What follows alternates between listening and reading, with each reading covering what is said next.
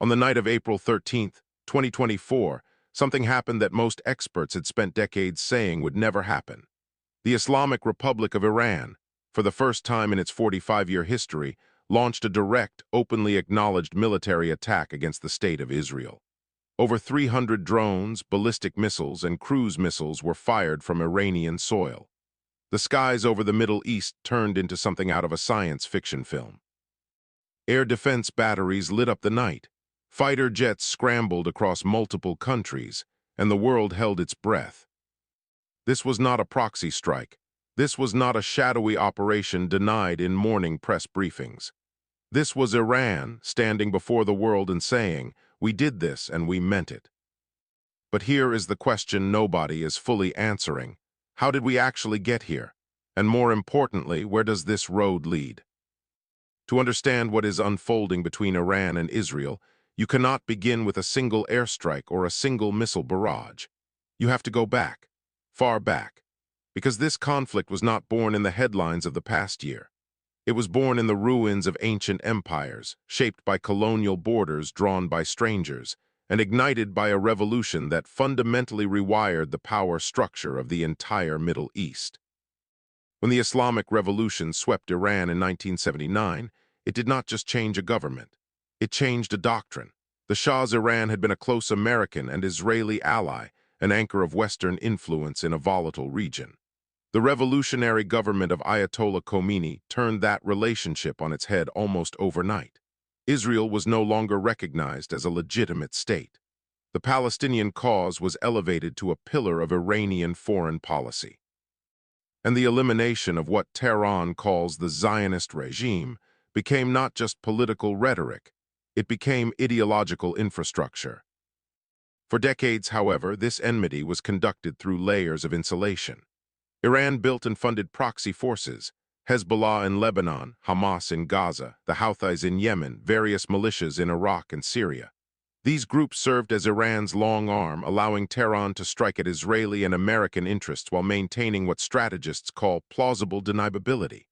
The shadow war was real and lethal, but it had rules, unspoken rules, invisible red lines. Israel, for its part, was never passive. Israeli intelligence services, most notably Mossad, ran one of the most sophisticated covert operations campaigns in modern history. Iranian nuclear scientists were assassinated in the streets of Tehran.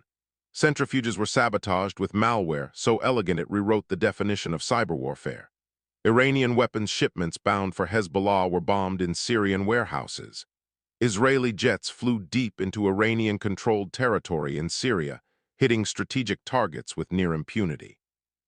This was the shadow war, and for a generation it held. Neither side wanted to break the framework that allowed them to fight without fighting. Then came October 7th, 2023, when Hamas launched its catastrophic assault on southern Israel, killing over 1,200 people in a single morning, taking more than 200 hostages, and triggering the most traumatic day in Israeli history since the founding of the state. The shadow war began to collapse in on itself. Israel's military response in Gaza was total, immediate, and ferocious. Within weeks, the death toll in Gaza climbed into the tens of thousands. The international community fractured. And Iran's proxies began to move. Hezbollah exchanged fire daily along Israel's northern border, displacing over 60,000 Israelis from their homes. The Houthis in Yemen began attacking commercial shipping in the Red Sea, one of the most critical arteries of global trade. Iranian-backed militias in Iraq launched drone strikes at American bases. The entire axis of Iranian proxies activated simultaneously, and the shadow war started bleeding into something far more visible, far more dangerous. Israel, meanwhile, was drawing its own conclusions. The war in Gaza was consuming the nation's military and political attention, but Israeli intelligence was watching Tehran. And what they were watching was an Iran that appeared to be using the chaos of October 7th as cover, accelerating its nuclear program, deepening its financial and material support for proxies, and recalibrating its strategic posture across the region. The breaking point arrived in April 2024 with a strike that Israel conducted on the Iranian consulate building in Damascus, Syria. 7 senior Iranian Revolutionary Guard commanders were killed. Iran called it a direct attack on Iranian sovereign territory. The world understood, consciously or not, that a response was now not just possible, it was inevitable. What came next was the largest ballistic missile and drone attack in the history of the Middle East. Iran launched its barrage with a kind of theatrical transparency that itself sent a message. They announced the attack in advance. They gave surrounding countries hours of warning. Many analysts read this as Iran attempting to craft a face-saving strike, one designed to be intercepted, to satisfy domestic hardliners who demanded a response, while avoiding a full-scale war neither side could fully control. But read that interpretation carefully, and you realize it contains something deeply alarming within it. Iran had just demonstrated, for the first time, that it possessed the will and the capability to strike Israel directly from its own territory. Whatever you think about the intent behind that April night, the strategic taboo was gone. Israel's response came quickly, and it came quietly. In the early hours of April 19th, explosions were reported near Isfahan, a city in central Iran that sits in close proximity to Iranian nuclear facilities. Israel did not formally claim responsibility immediately, but the message was unmistakable and surgically calculated. We can reach your most sensitive sites. We have reached them before, and we can reach them again. The tit-for-tat had now broken through the surface of the shadow war entirely. Two nuclear-capable regional powers, one that openly possesses nuclear weapons, and one that the international community believes is dangerously close to acquiring them, were exchanging direct blows. This is the moment the world's intelligence agencies, foreign ministries, and military planners had long modeled, long wargamed, and long hoped would never arrive. And here is what most mainstream coverage fails to fully articulate. The real danger is not one dramatic explosion. The real danger is escalation dynamics. The way two heavily armed, deeply ideologically motivated adversaries can slide into a wider war through a series of individually rational but collectively catastrophic decisions. Consider what Israel is contending with simultaneously. A grinding urban war in Gaza with no clear exit strategy. A northern front with Hezbollah that remains a genuine existential threat. Hezbollah possesses an estimated 150,000 rockets and missiles, more than most state militaries. A Houthi campaign disrupting trade through the Red Sea. Economic pressure building domestically. A deeply fractured political coalition held together by war. And now direct Iranian missile strikes on its territory. Israel's strategic logic, as understood by defense analysts, has always been to prevent any single adversary from becoming powerful enough to pose an existential threat. The doctrine is preemption. The doctrine is deterrence through demonstrated willingness to act. Under that framework, every direct Iranian attack that goes unpunished is not a sign of restraint. It is a signal of weakness that invites more. Now consider Iran's position. The Iranian regime faces staggering domestic pressure. Decades of economic sanctions have hollowed out living standards for ordinary Iranians. The protest movements of 2022, sparked by the death of Mahsa Amini, reminded the world that the regime's grip on public legitimacy is not absolute. Iranian hardliners need to project strength. They need the narrative that Iran is standing firm against Israeli and American aggression to hold the country together. Backing down, absorbing strikes without response, is politically unacceptable in Tehran. And then there is the nuclear dimension, the issue that underlies all others. Iran has been enriching uranium to levels that have no civilian energy justification. International Atomic Energy Agency inspectors have been blocked from monitoring key facilities. American and Israeli intelligence assessments have consistently concluded that Iran is now a threshold nuclear state, meaning the technical capability to build a weapon exists, and only a political decision separates them from having one. For Israel, this is not a strategic inconvenience.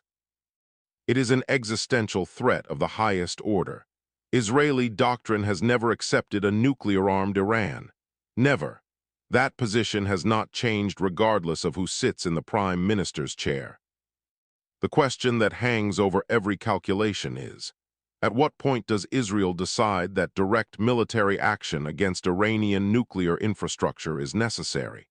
And what happens the day after that decision is made? A full Israeli strike on Iranian nuclear facilities would be one of the most complex military operations in modern history. The targets are dispersed, hardened, and buried deep underground. Reaching them would require flying through contested airspace, potentially with American aerial support or at minimum American logistical cooperation. The diplomatic fallout would be immediate and severe.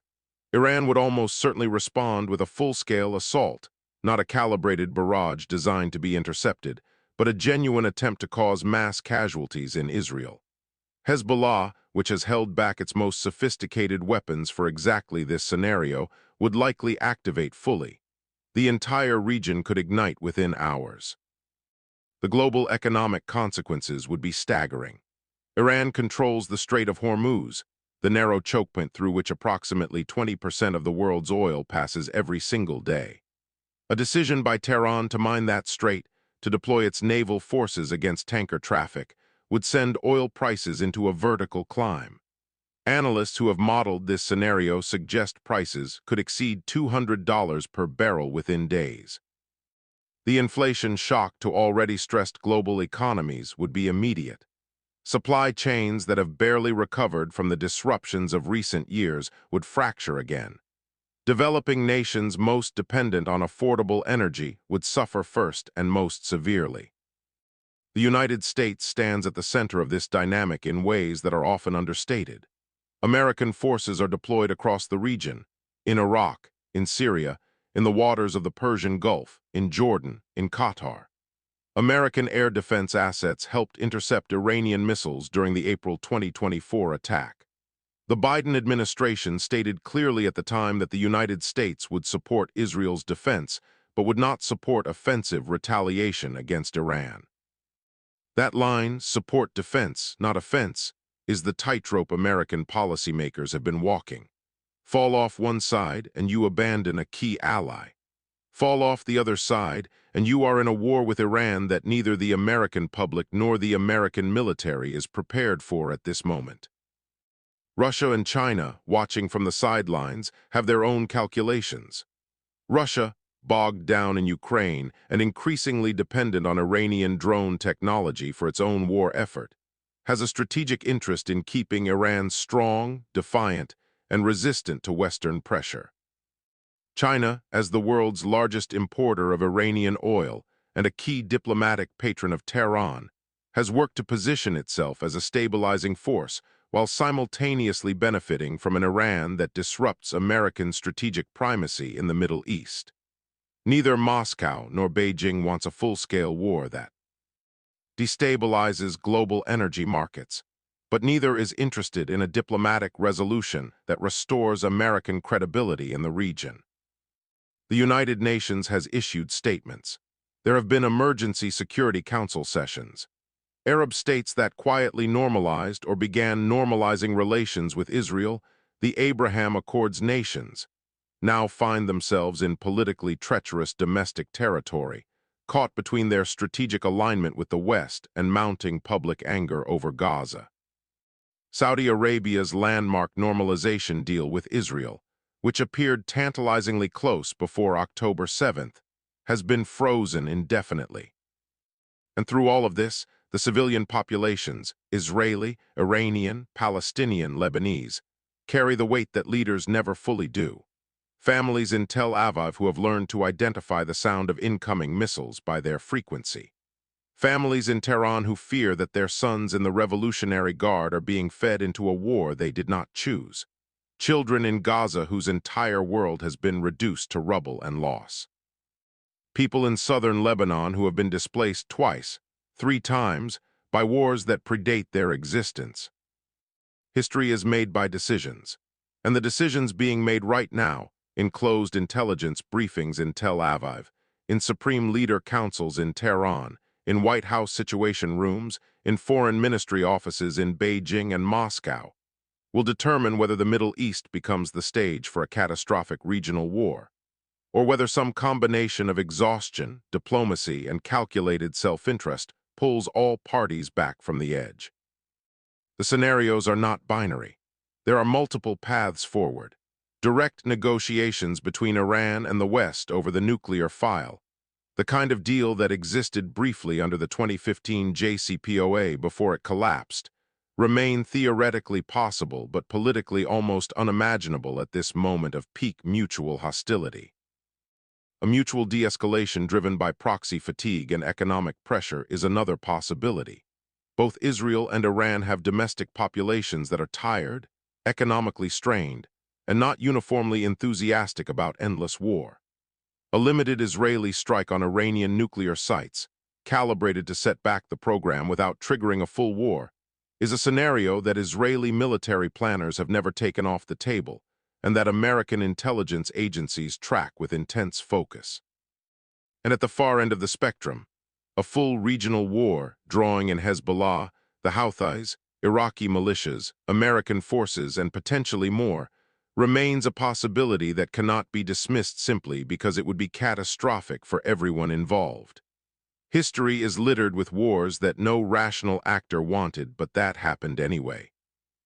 What we know for certain is this: the rules that govern the Iran-Israel conflict for 45 years have changed. The unspoken architecture of the shadow war has cracked.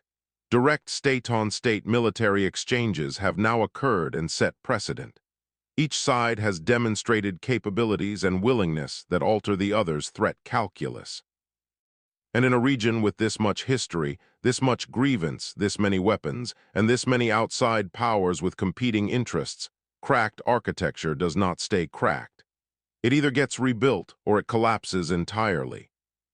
The next decision, wherever it comes from, whoever makes it, will not occur in a vacuum. It will occur in a Middle East that is more militarized, more volatile, and more deeply connected to the rest of the world's stability than at any point in living memory. The question is not whether the world is watching. The world is watching.